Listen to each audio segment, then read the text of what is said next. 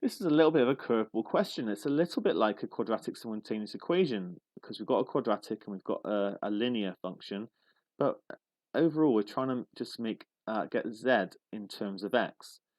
The first thing I'm going to do is get z in terms of y, so it's going to be 7 minus 4y. All right, and then I need to think about how can I get rid of that y? Well, what I think I'm going to do is get the x squared, and I'm going to then rearrange that. So it's going to become x squared minus 5 equals 2y. I've done two steps in one there. I've added 2y to both sides and minus 5. This is quite good because I could divide by 2 to get x squared minus 5 and then substitute that into here. And maybe I think I'll do it that way actually, just to because that's probably the more natural thing to do. And I'll show you like a slightly quicker way that you could do it. So I've got this, and then actually I can just substitute, because y is this, but y is also up here, I can basically replace this by this down here. And I can write that z is equal to 7 minus 4 times x squared minus 5 over 2. And we're nearly there. We just need to write it in its simplest form. So what can I do?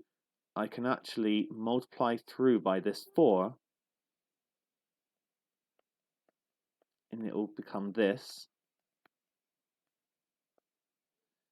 And then I can partially cancel out. So the 4 divided by 2 is just going to leave me 2 here. I'm left with 7 minus, and then I can multiply this out, 2x squared, and then 2 times minus 5 is minus 10, but I've got another negative, so it's actually going to become plus 10, which leaves me z equals 17 minus 2x squared. And that's going to be my answer.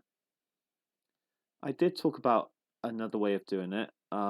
Instead of making y the subject here and then timesing through by 4, I could have done the following. I could have actually times through by 2 straight away here. 2x squared minus 10 equals 4y. And then I could replace this 4y by 2x squared minus 10, which is essentially what I got down here. So it would be 7 minus 2x squared minus 10. And that would have led to the same, this bit here, down here, and then the same answer. So just something to be aware of. You don't always have, if you can avoid fractions, actually, you would. And if I was doing this question, this would be what I would do. But you have to kind of spot that you can do that. But hopefully it makes sense anyway.